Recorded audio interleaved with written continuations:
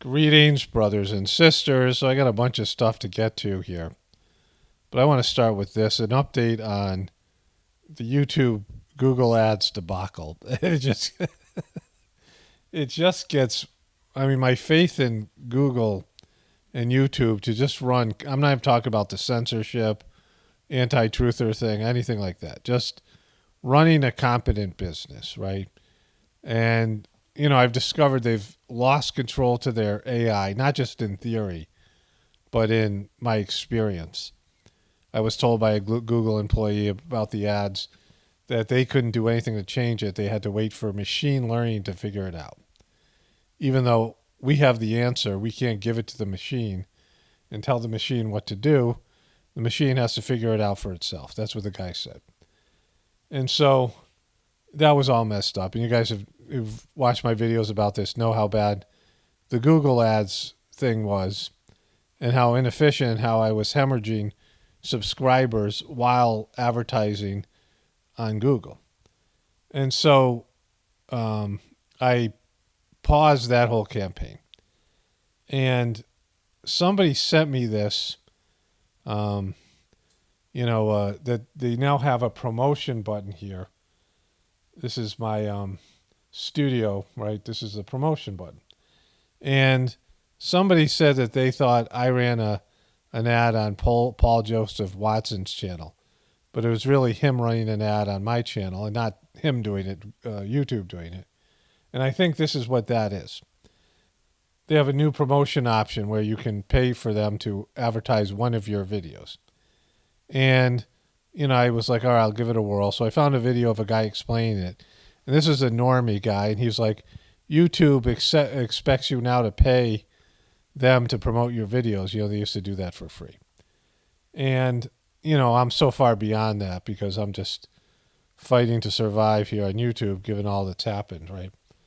And so I promoted this video, epic video, kablam, Dems get embarrassed, implode at JFK censorship hearing. And I said I would spend $100 on this. They recommend $200, but they give you $100 for free the first time you use it. So they match whatever you give them. So I figured I'll, go all in and spend $100, still less than I spent on the Google ads to get nothing in return. And it sent out the ad or the promotion 13,465 times. And the promotion views, I got 86 views on this video out of that many. So it's a very, low efficiency rate. And out of the 86 views, I got 4 new subscribers. And, I figured if I could pay about $1 per subscriber and eventually get all my money back, right? Just in terms of like the ratio of subscribers to the amount of money, that I've made this far. It could be, I don't know what it is, right? Depending on if that's an accurate analytics to measure by subscribers. But either way, would this bring back enough money? And with me promoting my own videos, would YouTube start to favor my channel more? That's the other thing, right? Because, they're getting lots of money from me in different ways, right? Not only from the ads that are run, but also from the membership. And, I got other things going on with them in terms of YouTube TV and these other things. So it'd be nice if they actually realize that I should be a preferred customer, right? If this was a credit card, I'd have the platinum card. And, right now I got the diarrhea card. And so this thing was going along fairly smoothly. And then yesterday it said it disapproved. And it said, edit your ad. It complies with Google ad policies or request an exemption above. And then it says, after you save your ad, it'll be reviewed by Google Ads. If it violates ad policies, it will be disapproved. And there's the read the policy here, and then there's a learn more. And this tells you nothing, right? So like I was like, well, that's just nothing specifically about mine.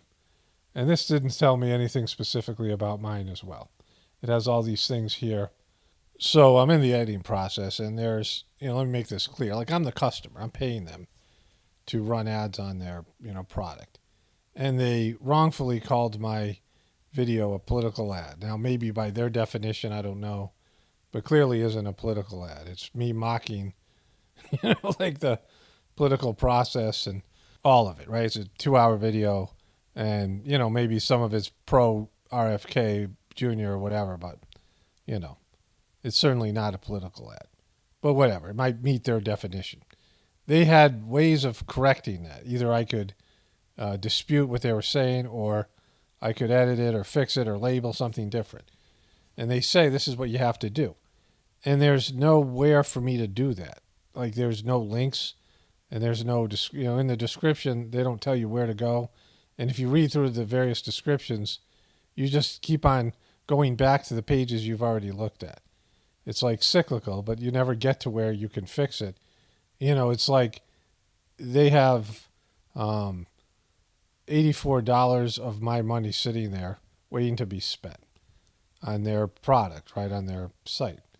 And it would behoove them to make it as user-friendly as possible for me to be able to fix the issue, or at least make it understandable. There's no one to talk to, and the automated system sucks. And it's happened a lot with YouTube. This is, and Google Ads. It's not user-friendly at all. And it's hard to work their site and understand what's going on. And, I had to ask a guy all these questions. I had 3 or 4 phone calls with the Google Ad guy, and I just barely understand how to use the Google Ad apps, the analytics pages. And, it took me a while to understand that I could even submit my own channels I want to run the ads on, but even when I did that, they wouldn't take those into consideration, which I've said over and over again, right? So it's an absolute mess. It's frustrating, and it's, inefficient, and I mean, the whole operation should close down. Like, if this is an indication how they do business, then they won't be in business long, right? I mean, if that even matters, like, like if service and, customer service and making income are no longer a part of business, because that's the way it seems to be going, that having customer service and human interaction and being able to fix problems and have an efficient, really run business and actually make money and, make more money than you spend. And if those things aren't requirements for a successful business anymore, which it seems like they're not, then, I mean, it's, everything's going to collapse even quicker than we thought, right? Because you have to have those things to run a successful business. Anyway, let's get back to what I was saying here. Eventually, I got this email. Google's ad policy manager, it says that my ad was disapproved, election advertising in the United States. So they're saying that I was advertising for RFK because I was making fun of the hearing. And it says here, by going by the policy manager for each issue, you can do one of the following. Edit your ad to fix the issues. Saving your ad after editing them will automatically resubmit your ads for approval. As such, you do not need to submit your ads for review again manually. As for destination issues, fix your ad's destination page, then hover over the ad's status column and click the Add Appeal button to submit your ads for review. And so I think they want me to say that this is a political ad, which it's not, and they're probably going to charge me more money per, it'll have a higher rate. And everything with YouTube and Google is so complex, right? So I had something that was finally kind of working, and I can do this with other videos. But it means that any video that I mentioned something to do with politics, they're going to call it a political ad. And there wasn't even an option when I did that. Like, I didn't categorize it as anything. I mean, I didn't do any of this stuff, right? And it's just that they're so high maintenance over there. They're just ridiculous. You can't speak to a human, and there's no humanity there. And their algorithms and their AI bots suck, and they get things wrong all the time, and it's just a real pain. So I went through a bunch of there's these various buttons that say this is what you click on to fix it, and it just brought me like a circular fashion, which so much of this automized kind of support does. it brought me to my Google's ads page where I'm running those 2 other Google ads, but it said nothing about this video promotion, and there's no evidence of the video promotion, nowhere to fix it, nowhere to find out who to talk to, and you just keep on going around, and you end up with the same old. I mean, I've seen some of those pages 6 or 7, 8, 9, 10 times already. You click on one button, you click on another, and it just brings you around to something you've already seen. None of it tells you anything you need to know. I watched a video that said these are political ads, really didn't say anything about them. Said they had to meet political standards, like, if someone's running a political ad, there are times you can't run it, all these other things, and you have to change the category, but there's no place to put the category in there. And mine isn't even a political ad. It's a 2-hour video covering the court hearings. And again, does that mean every time I talk about RFK or anything political, Joe Biden, my video becomes a political ad and they won't run one of these promotions on it? I mean, they just suck so bad. Like, I can't even tell you how drained I am by how bad YouTube sucks right now. Like, it's, everything that I do with them sucks, and I'm fighting a losing battle, and they're just, suffocating us all. I get recommended things by YouTube all the time. And if I watch one video from a certain genre, they'll recommend videos for months on that genre, right? And there was a time where I asked people for my Google Ads campaign to recommend channels that they watch where it'd be helpful to run my ads. And I went to all those channels and I watched a little bit of content on all of them, at least some of them. And, I opened up all those channels. And so I opened in a 2-day period, really 1 day, 1.5 period, I opened up like 60 or 70 or 80 different truther channels. And so you'd think I would get recommended at least one truther video, right? Like one truther channel. And I didn't get recommended anything on those channels because they are suffocating all those channels. And now you have to pay them to do what they should do for free and promote your videos to people who would want to see them.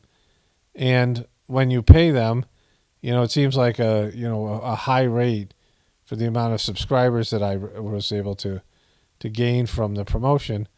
That sucks in itself. It's like paying like mafia protection money, for something where I'm promoting videos where I run ads that Google's is going to get a cut of, and membership that Google's going to get a cut of, YouTube is, and all these things, right? And so they're getting money off of me like 4 different ways, and then they just suck on top of it. Like, they just make things up, and there's nowhere to talk to. There's no customer service. They just suck so bad. I don't know how they're in business. I mean, it's a great site for, it's a good place to watch videos. The app works well, whatever. I mean, there's positive things still about YouTube in terms of its application, but most of the stuff to do with search sucks.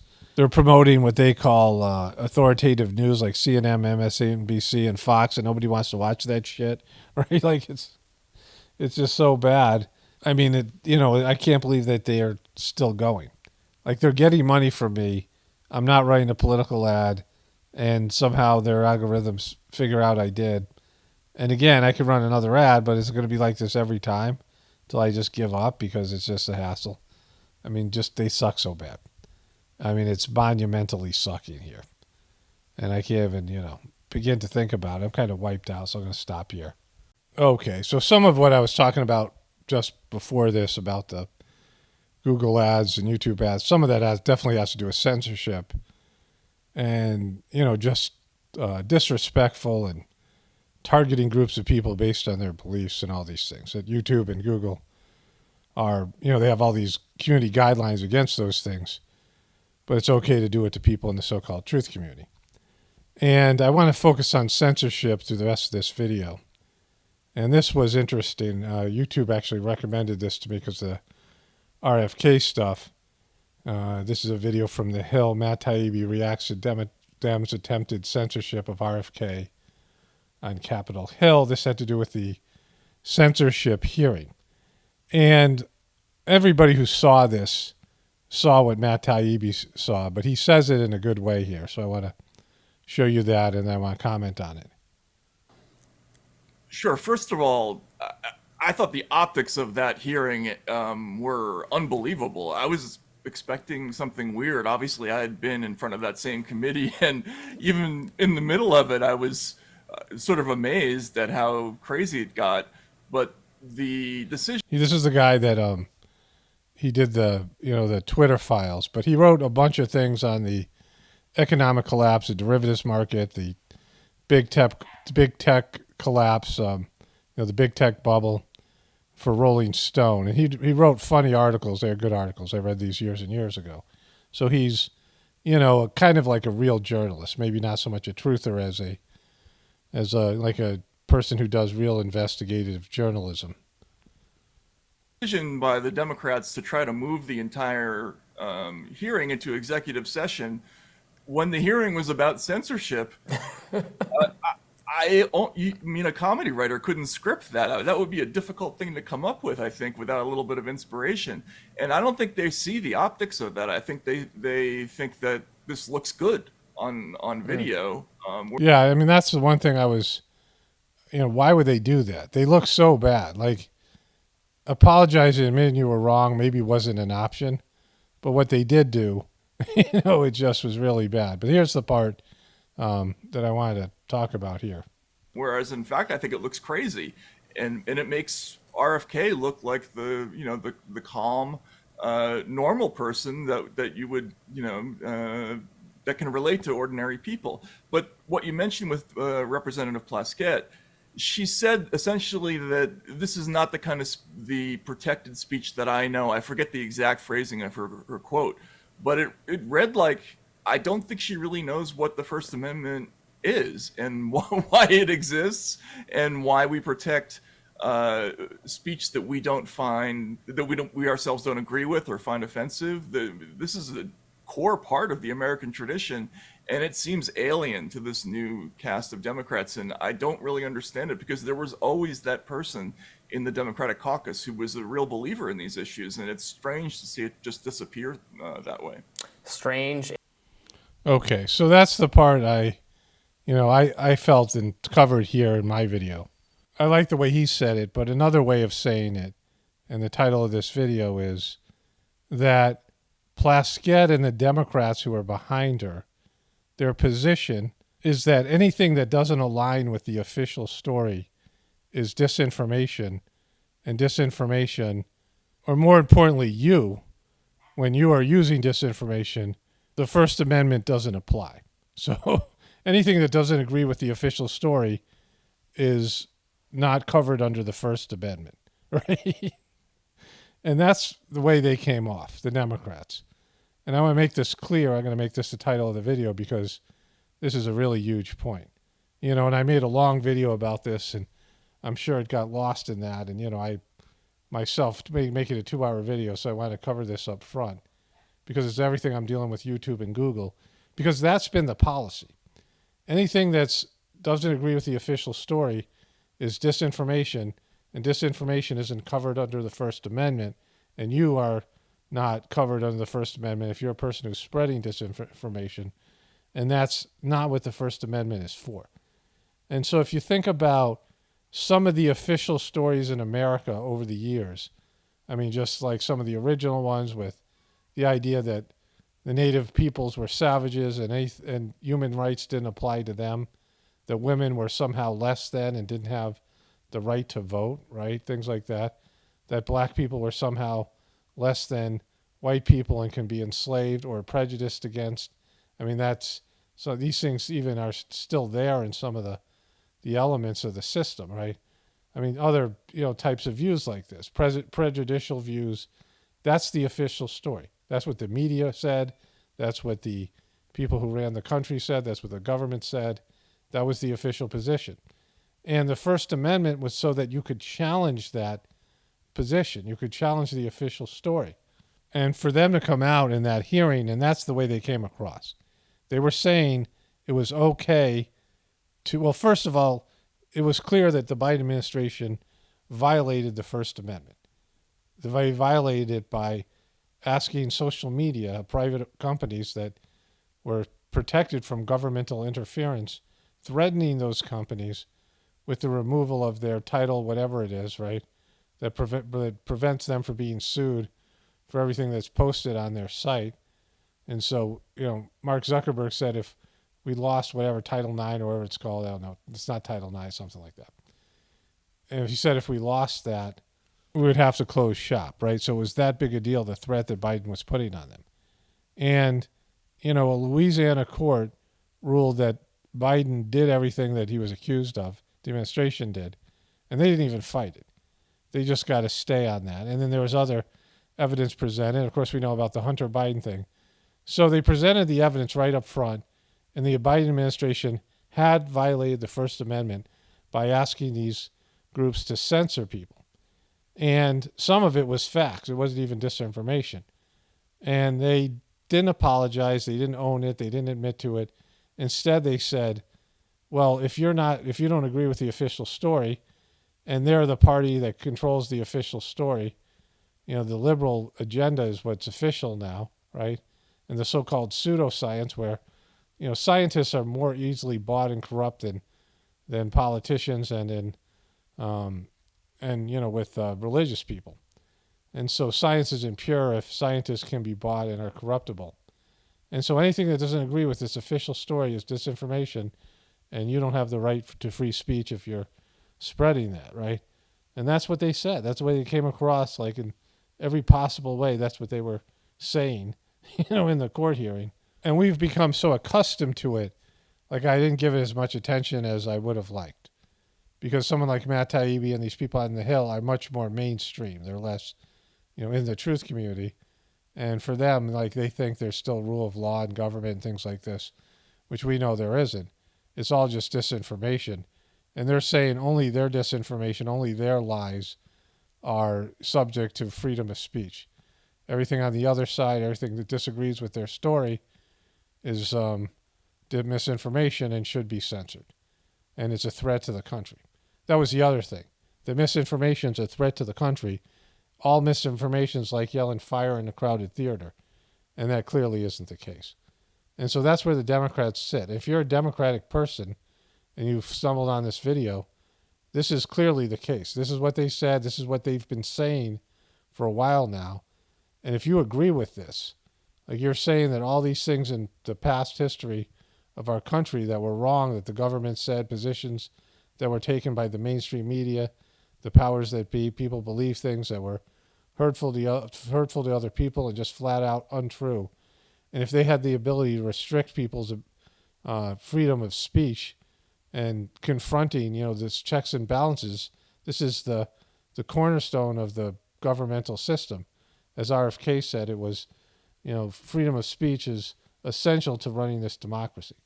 And if you get rid of that, the whole thing crumbles. And the Democrats have this horrible position that's just, mind-boggling. To be inaccurate. You and I had a conversation, and it might be useful to these guys to listen to it, where I asked you, when, after your arrest, did you get the sense that Donald Trump was not going to stick with you? He wasn't going to be loyal back to you. Let's listen to what you told me. So I saw this over the weekend, I think Saturday morning. And, I got a bunch of stuff to get to with Kennedy Jr. and the way he's being treated and just a bunch of other stuff here. I already started this video 2 days ago, and I'm, on Sunday. So the first part you just watched was stuff I started on Sunday, and then I didn't work it. I did another video for my other channel yesterday. But anyways, I thought this was really important as a definition of Trump's character, and I've talked about this before with Trump.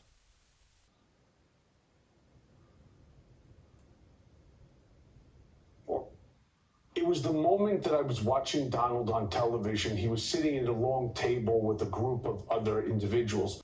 Could you sound anything more like a thug? Like I sound like some mafiosa.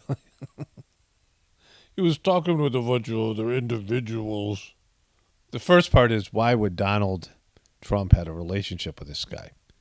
This guy who's a convicted felon now, somebody who was Donald Trump's fixer, his closest attorney, right? He solved all of Donald Trump's issues, and then was thrown under the bus by Trump. Why would Trump have this guy working for him? If Trump isn't a scumbag himself, why wouldn't, like, you could say this guy's a scumbag. Why listen to him? Well, we listen to him because Donald Trump, he worked for Donald Trump for like 25 years or something, right? You know, Donald Trump is defined by this guy. You know, Fish Boy, who's a scumbag himself, I mean, we know it, and he has this scumbag working for him. And their relationship ended just like relationships between scumbags end, relationships between criminals end, right, badly. Arms crossed, looking very angry. And he made a statement, gross it was, that the FBI raided one of my attorneys' homes and office, and that it's disgusting. I started to think to myself, whoa, now all of a sudden, I'm just one of his attorneys. Now he doesn't mention me by name, the same way that he mentioned me by name when they asked him the question about the Stormy Daniels payment on Air Force One. Now all of a sudden, I didn't have a name. And that's when I realized that something is really awry here and that Donald's not in my corner.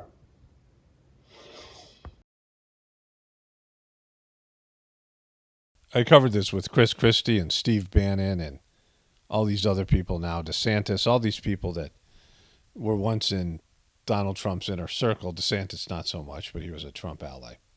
And then with that, his former press secretary, whatever her name, she works on Fox News now, McEnany or something like that, right? Like, you know, there's just Kayleigh McEnany, is that her name? And so, you know, he just threw her under the bus recently. And that's how Donald Trump rolls. He uses people until he doesn't need them anymore. And he has these people around who are seedy themselves. You know, you can see people, like you might have a couple of friends, and they're like both selfish people. And they have a romantic connection. And, you know, they end up getting married or something, and their life is good because they're both feeding each other, and they're both maybe narcissistic, and things are on the upside. But then things start stressing out, and they turn on each other, which you knew inevitably would happen because they're just those types of personalities. And when things get rough, they, you know, this is how they act out. When things go awry, right? This guy. When things go awry, people who have these kind of tendencies will lose it, and they attack the people they're with. You know, they get psychotic. I mean, you know, we've all been through this, right? And, you know, they can't handle the, you know, the whatever. And they blame everybody around them for their own failure. You know, they just can't accept that things go wrong, and, you know, to hold their tongue and not lash out and, you know, point the finger and blame. I mean, you know, something I used to do, and I had to learn not to do that, right? When I was younger or whatever it is. And so you have to, you know, retrain yourself if you have those tendencies, and Donald Trump isn't about that, right? You know, so it speaks a lot, it speaks volumes of who Donald Trump had him surrounded around him. And you could say, oh, these were bad guys. Well, his judge of character is a part of, you know, his job as president, as a leader. And if he's constantly hiring scumbags and then turning on each other, then turning on them, well, that's something. But he turned on his own followers that he led up to the Capitol on that, you know, January day years ago. He turned on all them. He turned on the Cubies, and now he's embraced them again. But the main thing here is, you know, I like that guy Blagojevich, who was on Trump's Celebrity Apprentice. And he was funny, and he was like, you know, this thing's going to, when he was, if you hear his tapes, he was a former mayor of Chicago or governor of Illinois or something like that. One of those two things. And he was like, audio taped, just like, oh man, we're golden now. We're going to, you know, like just talking about corruption and what he was going to do. And you know, the guy was actually kind of funny when you heard him speak and these things. And he was somebody Trump loved because he was another version of Trump. And Trump knew he was a grifter. Trump knew he was a scumbag. Trump knew, you know, he of course lied about it, but he was kind of honest about it. He wasn't like really hiding it. You know, he was a flim-flam man, and he was, you know, that's what made him compelling as a president, because he was kind of honest about who he was. You know, he'd lie about it, but not in a way where he, at least, you know, you could tell he knew who he was. But at some point, Trump started to think of himself like the Cubies think of him, as a savior, as a chosen one. And I don't know when that was, but you can see the difference now. And he goes out there and he's embracing the Cubies, even though there's no, basis for this belief in reality. Like he, on some levels, no, he doesn't have a plan. He doesn't have a storm. When he said the storm is coming, like he got walked out of the White House, right? They, frog marched him out of the White House, and now he's got the felonies against him, and he's got everything going against him. And what he couldn't achieve in the first term, he certainly won't achieve in the second term. And so, like, at some level, he's got to know that, but he's deluding himself. Like, he's thinking of himself more than he is, just some, scumbag grifter who, found his way into the White House somehow. And, which was funny, but now it's not funny because, like, he's deluding himself and, he sees himself as some sort of messiah, and he clearly isn't. So I'm getting a lot of things sent to me for YouTube, recommended to me from YouTube from the Hill. 2024 Democratic candidate Robert F. Kennedy Jr.'s appeal is plummeting among Democratic voters and rising with Republicans. This is according to a recent Morning Consult poll. RFK Jr. It's very interesting that the country's so divided. Now, here's Kennedy coming from a liberal background, and the liberals' biggest issue, many of them, is the environment. Like, there's lots of liberals out there that are just tree huggers, right, who are pro-environment. That's one of the things I agree with the liberal community on, is protecting the environment, and something Republicans have been bad at. And, and Kennedy has done more than anybody as a lawyer litigating some of these things, clean water being a big part of them, right? And so he's a very pro-environmental candidate. And yet the liberals, who are like, it's for them, it's like abortion is to some pro-life Christian voters. It's a one issue. It's the thing they most care about. There's people who have one issue, and that's what they most care about, and that's what they vote for. And there's lots of liberals like that. But even with that, with all this disparaging of him by the Democratic establishment, and again, I don't even know how a lot of these people are even seeing it, he's losing support among Democrats. Also because, and I'll get to the Marjorie Taylor Greene thing finally, which, her dumb, her stupid ass, commenting about things. Getting support from the right, instead of looking at that as being a good thing, as someone who could possibly be a uniter, it's, the Republicans like him, then we got to hate him. Like, that's how people have been programmed. That's why America is completely effed, right? Jr. enjoyed a 46% and 42% approval rating among Democratic and Republican voters, respectively, when he jumped into the race back in April. But currently, he's taking a nosedive among Democrats, 41% of whom reported disapproving of him. But his favorability climbed to a whopping 50% among GOP respondents. Not all Republican voters are convinced, though. Former White House deputy chief in the Bush administration, Karl Rove, tore down RFK Jr. during an appearance on Fox News yesterday. Let's watch. He's got lots of conspiracies. 2004 election was stolen as computers switched nearly 250,000 votes in Ohio from John Kerry to George Bush and thereby gave him the election. 5G is a mass surveillance tool, and the telecoms, the telephone companies, are in on it. CIA killed his uncle. Sirhan didn't kill his father, and he defends Russia and Ukraine. It's all Ukraine's fault that Russia invaded him. So this is the neocon. And, I've been thinking about the neocon stuff. Karl Rove was famously nicknamed by George W. Bush, President George W. Bush, as Turd Blossom, because I guess he came from a place in Texas where nationally figured political strategists don't come from. And so he called him Turd Blossom. But he's a part of this whole neocon perspective. He's more of a, he's a campaigner more than a person who's based in issues. But he's an absolute scumbag, right? And he went along with all that, evil that the Bush administration inflicted on those poor countries in the Middle East and all the other things that were done, war crimes and all of it, the evil Cheney years, and Karl Rove is a part of that. And these neocons have taken over the Biden administration, and they were actually a part of the Trump and Obama administration a little bit, and pushing for war with Russia and all these things. Like all those Ukrainian people dying and they're failing. They made a mistake. They thought it was going to go in a direction that it didn't. And now they failed once again, and it's cost, once again, hundreds of thousands of lives and destruction of a country and all these things.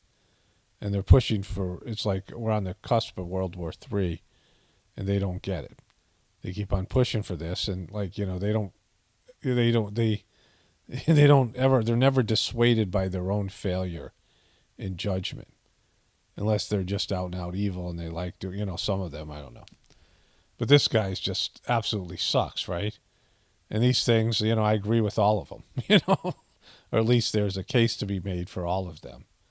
Okay, I'm in the editing process. I just want to say one more thing about the Democrats bailing on RFK Jr.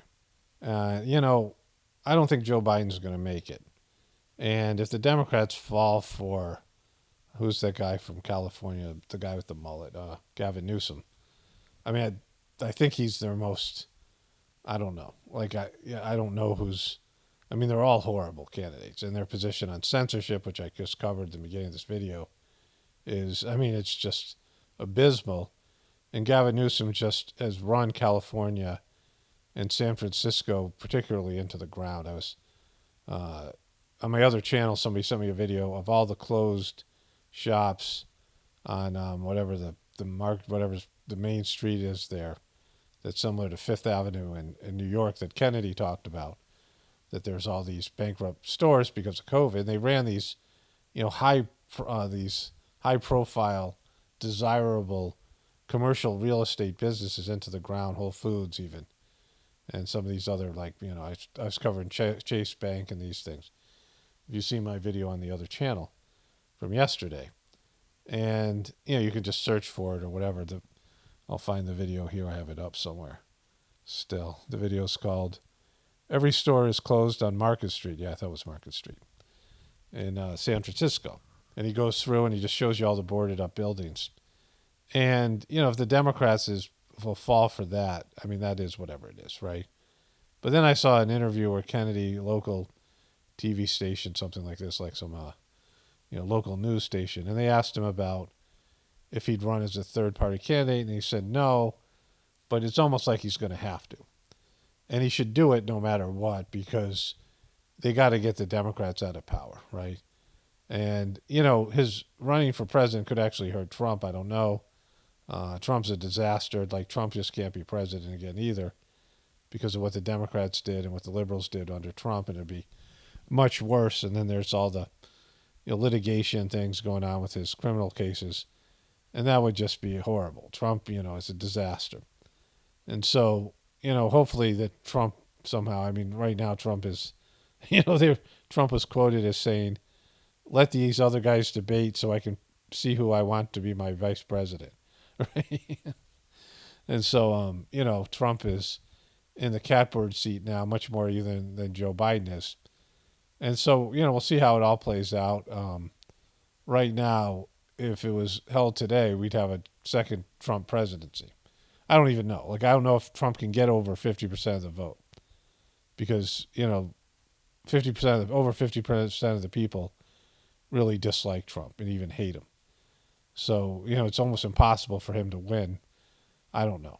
He's got a lot of passion, less than he did before, but he's getting a rejuvenation of passion from the QBs and, various groups and demographics in the Republican side. But he doesn't have anything, in terms of independence, and certainly not amongst Democrats. Again, the presidency doesn't matter, but it kind of does in this circumstance for the delaying of what's going to happen, because, if Biden's elected again, we'll be in World War III with the neocons pushing for this or whatever, running his administration. And, I don't know about what will happen with Trump in terms of that, but his presidency was such a disaster for all the agenda they pushed through based on all the liberal hatred for him. And so, either of those two people spells the end of our country, right?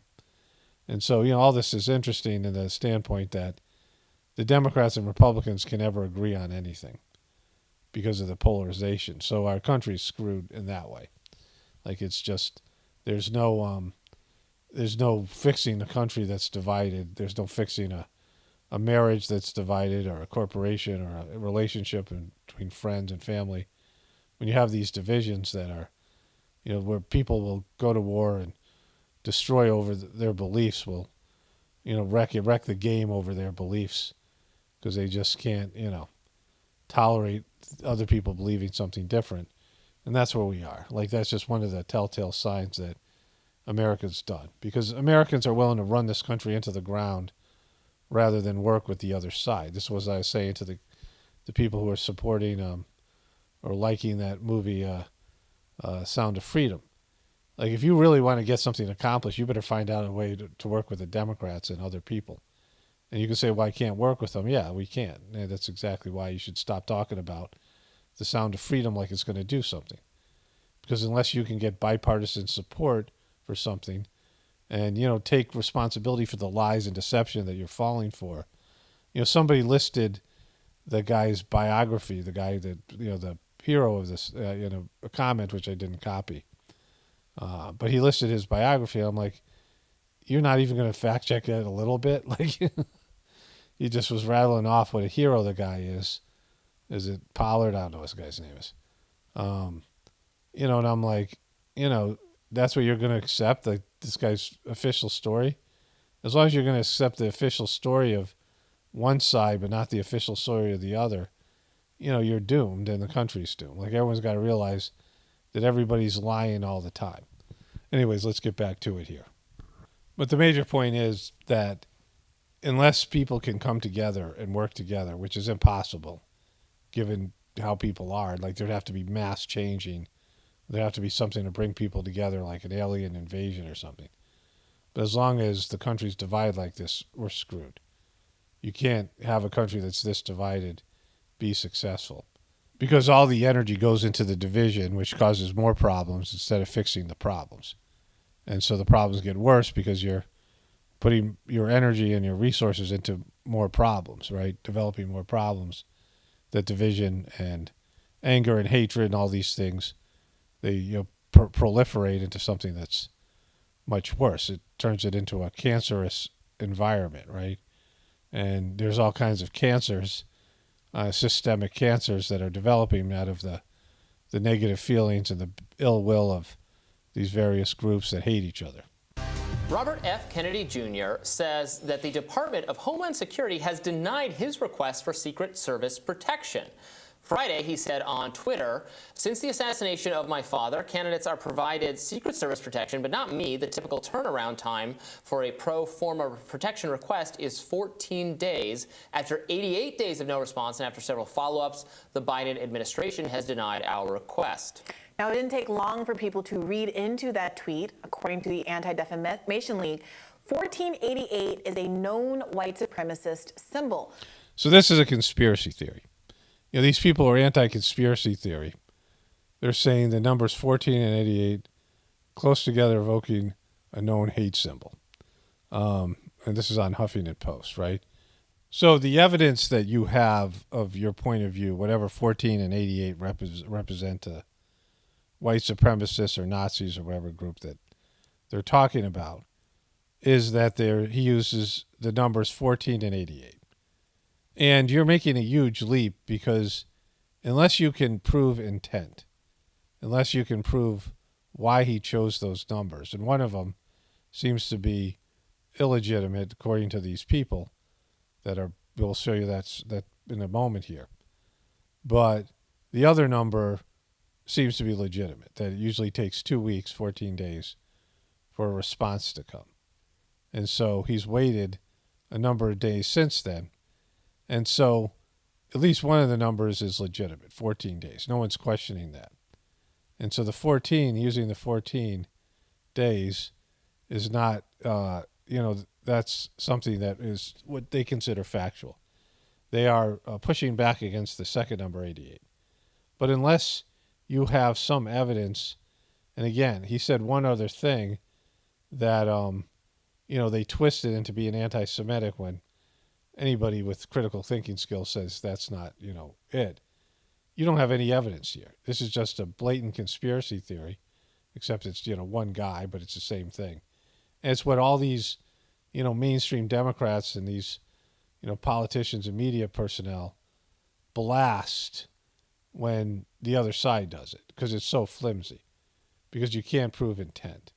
It's something you shouldn't even bother saying, right? You would use this as an example when you have a lot more evidence of him being anti-Semitic, right? And, let's get back to it here. Citing the numbers being used closely together in RFK's tweet.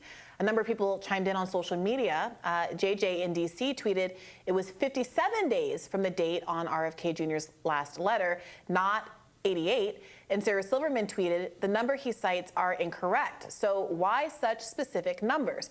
I'm at once struck by there's no way he would purposely do this, and what are the chances this is a coincidence? So I want to be really careful here because, there's a long history. Remember the Okay, so they're saying the second number 88 isn't right. And we could find that out or whatever. I'm not going to. Because that is whatever it is. But the first number, nobody's questioning, right? And so, he's not that, right? Like, he's not anti-Semitic. He's not going to talk in code in some way. I mean, this is just, ridiculous. It's a conspiracy theory.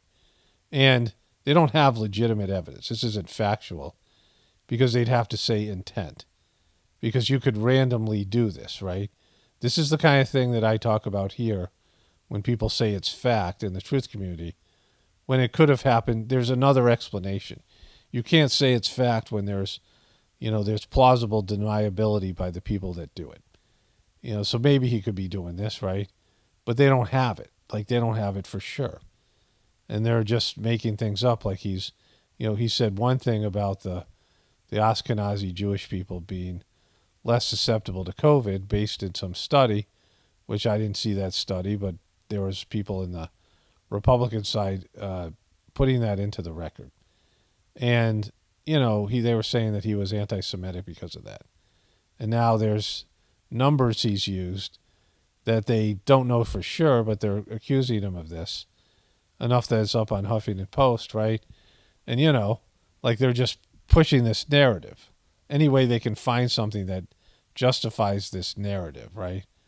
Which, speaks to the victim consciousness here. And you have a demographic of people here who, it's certainly not all of them. It's not it's not the average person, but in terms of the power structure, is always talking about victim consciousness. We saw this with Kyrie Irving, right?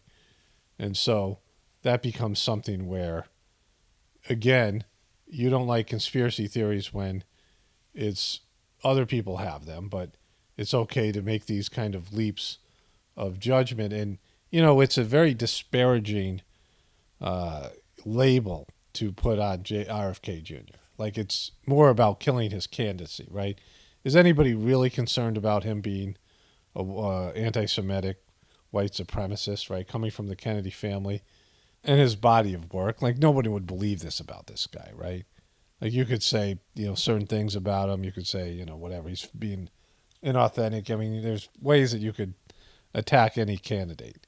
But in terms of the body of work and what he's done and who he represents and, his family history, they don't think he's anti-Semitic, and a big part of this is they want to destroy his candidacy. But all these people who say they love the Kennedy family, all these people who were heartbroken when these two, important figures in the Democratic Party were assassinated, and this guy comes out and, gives information that the CIA is involved, and over 50% of the people, I think it's up to like 60%, think that there was a conspiracy with the RFK and JFK assassinations. Of course, there was the movie RFK that was famous for this, but most people don't believe the official story. And there was, just levels of it, right? Much more provable. Like, it's more easy to prove if you look at the evidence. And, they're not concerned that this guy who's speaking truth to power when you've had a Democratic Party that's pushing for censorship and has been on the side of, like, just evil behaviors, and then whatever the Republicans are and the CIA has been at war with the Kennedy family, and you're not at all worried that this guy might get assassinated, and that he's asking for something that, it's based in his father's death. I mean, it looks bad optically. And so instead of addressing that, you come up with some BS claim that he's anti-Semitic and he's using these, it's just ridiculous, right? Like, this is how low they're willing to stoop. And it's something I was covering yesterday on my other channel, and I wanted to talk about here. I'll just do it briefly here. This video is going to go long, so I got other stuff to talk about at the end. But, they've reached a level of depravity and right in your face kind of stuff. And I said this with Hunter Biden, and I'll cover this more. I was going to cover that today here. There's more evidence of this guy. There's more reports from this guy who has finally testified, and it's pretty incriminating against the Biden family. And the Biden family was pushing the DOJ to arrest this guy so he couldn't testify against his son. And that's exactly the kind of corruption they were talking about against Trump. That Biden's were talking about, and the Democrats were so mad about Trump, his misuse of the Justice Department and these other things, and they're caught red-handed doing it. And, we can all see it. And, you can see it now. They're just more in everybody's face with what they're just pushing through here. I mean, they're claiming, hey, if you're against the official story, you're not protected under the First Amendment right. Well, that's the whole reason for the First Amendment, that you could confront the official story. And so, that's pretty bad. And that's, that's a new level of just right in your face corruption, and we don't care about your opinion. I was comparing this yesterday to the Seagulls just coming in and snatching people's lunch money, right? Just snatching their lunch right in front of them, because they know that Americans are a bunch of bonus holes, and that there's no response. There's no rule of law. There's no checks and balances. They can just get away with it. And the criminals are just running the system like this. And it's not just the Democrats. It's, everybody who can see. It's what Trump was doing, and it's been going on for years, but now they don't even care. They're not even hiding it anymore. All right, let's move on to the next thing here. Marjorie Taylor Greene points out how RFK Jr. has fooled a lot of Republicans. I had this up for weeks. I never got around to it. When you look at her bone structure, everything from her hair to her bone structure to, the way she presents herself, it's just like there's just a level of she's a Britney Spears on steroids kind of dopery. But if I had advice for Bobby Kennedy, and why would he take your advice? Right? Why would anybody take it? And I really agree with his position on the vaccine. It's been my position all along, Brian. You know that. I have been totally against the COVID vaccines from day one. Okay, so she is a Trump supporter. She is as big a Trump supporter as there is. This is Trump's thing. This is Trump's Operation Warp Speed thing, right? And so she, she agrees with RFK's position. She's been against Trump's, this is Trump's signature, one of his signature accomplishments. I've showed you the video. I have a whole montage. You guys probably seen it already. I'll show it again some later date. But he talks about being the father of this, bloop, right? And she's and just as you have, totally against the mask. As a matter of fact, I got fined every single day I stepped on the House floor. Okay, let's make this about you. Because I refused to wear a mask, and Nancy Pelosi would fine me $2,500 every single time I stepped on the House floor without a mask. And I was like, fine, you go ahead and fine me. I could care less. You could care less. That's like chicken scratch to her. So I agree with Bobby Kennedy on a lot of things. But I tell you what, I think there's a lot of Republicans that have been fooled by him. He's not a Republican, everyone. He's very much a Democrat, and some of his policies are far, far left. Okay. She doesn't agree with most of the Republicans, including Boebert. Laura Boebert, was it? Nancy Boebert? I don't know. Lauren Boebert. They had this squabble. she got kicked out of a far-right group. She doesn't agree with anybody. She doesn't get along with anybody, right? And, she's saying this like that he's got to be 100% online with the Republicans that she doesn't even agree with, right? And that's never going to happen. Like, there's no candidate that's going to satisfy every. Okay, so first of all, her saying that he's fooled a lot of Republicans is just her, her inarticulate, low consciousness fail here, because he hasn't fooled anybody. There's nobody that's more clear about their positions than RFK Jr. Like, he explains his position. He bases them in stories and in, family history and work that he's done in the past, things that he's been involved with, projects, things he's litigated, where he got to where he is. And it's difficult for people who are of a low attention span and limited consciousness to, there's an intelligence factor here. But he is a Democrat. He has a lot of liberal policies and things that some Republicans would disagree with. But Republicans are becoming more and more like the old liberals about various things. Not so much the environment, but other things, right? And she's not a real Republican either, because she's a QB. She's a Trump Republican who can't get along with anybody. Her and Lauren Boebert are very similar. She got kicked out of that conservative thing already, right? Like, she's just hostile and pro-Trump and, like, just sucks, right? She's, the AOC of the Republican Party. Like, it's hard to believe that she's that low consciousness. Just like when you hear AOC speak, and you're like, is that an act? It's got to be an act, right? Like, she's, she's on the Fetterman level. Like, somebody who, like, how is it possible that this person can be a part of the Senate or the, the Congress? But the problem with it for her, like, as much as I enjoy it with Fetterman, is that she does damage to all of us. Like, she isn't on our side. Even the things that I agree with her on, and there are probably quite a few of the things that we have a similar opinion on, she's not helping our cause. She hurts us every time she opens her frickin' yap, right? Like, she just sucks. Like, she just, there's just a hostility and an arrogance and a swagger there that shouldn't be there. And it hurts us in the truth community. It's used as a weapon against us.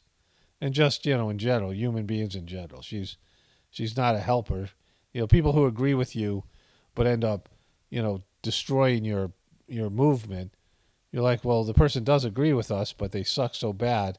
They're just one of these bad luck Shreplocks that everything they touch, please go on the other side. Go, get away from us. Go join the other team. That's how you could help. They're not the policies I want. They should not be the policies that you want. But everyone does like some things about him, like his positions on the COVID-19 vaccines, his position on holding the CIA and other agencies accountable. But I think that's the Democrat Party. I could care less about them. I think they should be more concerned about Gavin Newsom, because we do not want. She's just a dope, like, just an absolute dope. Low consciousness. So there's a guy named Matt Hoffa who is a battle rapper. Back when I watched battle rap, I saw maybe one or two battle raps with him in it. And he had Kennedy Jr. on. It was quite a, what I've heard of it is quite interesting. Like, Kennedy's going everywhere. Like, he doesn't care who he goes and interviews with. He's out amongst people. I just saw something with Chris Cuomo's. Chris Cuomo's was kind of saying that RFK's thing was kind of a political strategy and an act to do with the anti-boop, right? And this guy who's interviewing Cuomo's, I don't think I can show it here, talked about how RFK Jr. talked him and his wife out of getting his kids, a mandatory boops for school. And the guy said the next day they are supposed to have this card and go into school and have this card and demonstrate that they were fully booped. And his wife was panicking, so he texted RFK Jr. at 11 o'clock at night, and RFK Jr. texted him back and then was on the phone with him a half hour later and put together a team of people to help this guy strategize what to do about his school. And the guy said, I knew he fully believes in what he says, because he he made this effort. Like it's just, he's a legitimate dude, right? So that's some of the thing is that he's doing the old school campaigning, but instead of going out and just talking to people on the street, now we have the internet. And he's all over the internet, and he's, going to any demographic and group of people and, sitting down with them and just, answering their questions honestly. He talks extensively about his drug use and what prompted that and his spiritual awakening that got him off of drugs. Very interesting stories, right? Because they said, Bill Clinton said he smoked pot but didn't inhale. And Kenny said, yeah, I inhaled, right? Which is, refreshing. So I just want to add this. I'm editing, and, shortly after I finished this part of the video, I was on YouTube. I pulled up a YouTube page, and there was a Math Hotha, another segment, because they didn't put the whole interview out at once. And the segment was about reparations. They asked Kennedy how he felt about reparations for the African American community. And his answer was exquisite because he talked about his dad's work in, impoverished black community that his dad just admired and really liked working in. And they built a model of bringing in, equity and loans and supporting small businesses and things and helped to turn around that community. He talked about it like that way, right? It's just an excellent answer. And it's a good example of what I was saying with Marjorie Taylor Greene. Because he just didn't say, no, I don't believe in cash reparations. And he said he did, lots of work in the Native American communities, and he talked about how the Native American communities that had casinos, the ones that gave out cash payments as opposed to the ones that invested the casino money into the reservation and the community, there was a huge disparity on the positive effect and negative effect, the negative effect of cash payments and the positive effect in investing in the community and giving out loans and encouraging small businesses and encouraging, people to do something instead of just giving them money and handouts and things like that, which, would lead to people indulging and doing things instead of using the money in a way that would enhance themselves and the community, right? But it's just another example of him being on a different level than these other candidates. All right, let's move to the last part here. So this guy, Alan Richardson, he starred in that, there's a Tom Cruise movie, Reacher, whatever, Jack Reacher. And this guy did a good job. It was a good series. My wife and I enjoyed it. It was on Amazon. And he said this has been up on my toolbar for like 3 weeks. Nobody ever tells you that, like, when you get to the top, there's nothing there. There's nothing there. There's just more of that. If you want it, I had ground and scraped and fought to make movies and to make the things that I wanted to make and to sell books and sell scripts. And I was doing all those things. And then I get there and I'm like a broken shell of myself with this relationship that threatened to sort of like truly like wreck my life. And I had done nothing to deserve that. And, I'm like, what is life? Like, what, I'm so backwards. So it goes on from there, kind of interesting. But here's another person. One of my key, points here is that the idea of wealth and fame that's put out there, the pursuit of happiness, is a lie. You can achieve it in America. It's achievable. You can become a billionaire, start off as a poor person, become a multimillionaire, even a billionaire. People become successful. Maybe not in the future. This is limited. But people have been able to do it. People have been able to become rich and famous. And most of them end up being worse people and psychologically and, spiritually broken. And it's just, part of a false dream because it doesn't involve God or your soul's path. It might be based in your samskaras, which is, that is whatever it is. It might be that something that you have to experience so that you learn that, that this isn't really the way. But I hear this over and over again. I demonstrate it here. There's some people like him who realize it and can articulate it. And there's other people who, you can just see from like Madonna, Madam Expiration Date, Will Smith, how they, they're not living the right way, right? They're not successes. They've had a lot of success materially, and yet their overall life is a failure. Okay, so I wanted to wrap this thing up. Just one thing that I wanted to mention earlier, but I'll do it here. So yesterday I went on Facebook, and I don't go on Facebook all that much. Like I have extra time, and when I'm editing or whatever, I will answer comments or hard comments and things like this. There's a time when I interacted on Facebook in the early years when I was first on there, interacted with people. Some people I knew more people then, and in real life people. And then after that, there was that was before the YouTube channel took off. And then as the YouTube channel took off, I got more and more truther friends, people that friended me from the YouTube channel. And then there was a number of people who friended me who had their own sort of social media profile. They had thousands of followers on Facebook or friends on Facebook, and they posted a lot of truther stuff. And then the censorship kicked in, and these people started to say, I just got out of jail. And I was like, wow, I've got a lot of friends that are doing prison time. Like I thought it was real jail. And then I realized I'm in Facebook jail. And from that point on, Facebook stopped being truther friendly. And these people, I interacted with some of them, and I would, see their posts, and sometimes they posted articles and things and other, whatever that I would end up covering. So I would scroll through Facebook, and I get ideas or things, topics that I would cover, right, from my truther friends. But that disappeared. All that stuff disappeared. And if the persons weren't banned, they would hide the post, right? And so, I got busier anyway, and I started getting a lot of messages with people sending me things, and, content was much easier to come by just because of the way everything happened with Trump and the Biden era and all these, the Trump, the Biden era and all these things. And so I stopped going on Facebook as much, and occasionally I'll scroll through it.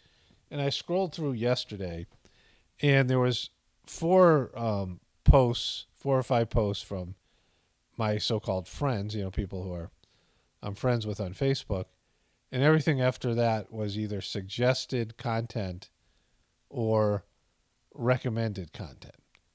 And the recommended content was all mostly celebrity stuff, but also mainstream media. And I did it again today, and I got, a recommendation from something from the New York Times and other stuff, right? And so there is almost none of my friends' posts on my so-called wall. And that's what Facebook was about. People that you were interacting with. There used to be a button that, said that they would recommend, and I don't know, let me go look at it now on Facebook, but there was a button up here that, they don't have it anymore. But in terms of your feed, you could get like everybody's posts, or they could tell you what the top stories were. And so now they're just editing out all of my friends' stuff. And again, I'm not interacting with them, so you guys can comment and see if it's the same way for you. Because if you're interacting with people and liking stuff, which I don't do, like I just don't have, the time and energy to do that. I'm not on there every day. But pretty much everything I'm getting, I'm scrolling through it right now, is recommended posts, advertisements. It's like Facebook is done. Like they're, again, it might be different for people who are on. If you're somebody who's on Facebook quite a bit, and you're seeing more posts from your friends and people you interact with, that might be different. But for me, right now, pretty much everything here, I'm just scrolling through it now, and stuff that I don't want to see. I got something from Gail Gadot, and I don't know if I hovered over it or I paused on it and went and did something because I had no interest in it. And then like the next couple days, they were sending me 20, 30 things from Gail Gadot. Anytime I went on Facebook, I opened it up and there was a Gail Gadot, Wonder Woman. And I, ended up exiting out of it. This was like a couple weeks ago, a month ago. But now I'm seeing like everything here is mainstream stuff. Like nothing is anything I would want to see. And there's a lot of ads. And I wonder if it's so bankrupt that that's, they're just going with all sponsored content. Because again, and I don't know. Like again, I can't speak to whether or not, this is happening for people who are interacting on Facebook. But you guys can leave a comment and see, you know, how it is for you. But if it is like that, that means that they're almost on the verge of going bankrupt because they need. I mean, is Facebook that hard up? It's Meta doing so poorly that they're that hard up for cash. But anyways, only spirituality will save this world. It's Paul Romano, definitely pointing from the Apocalypse and the Ascension. Everyone have a blessed day and be grateful.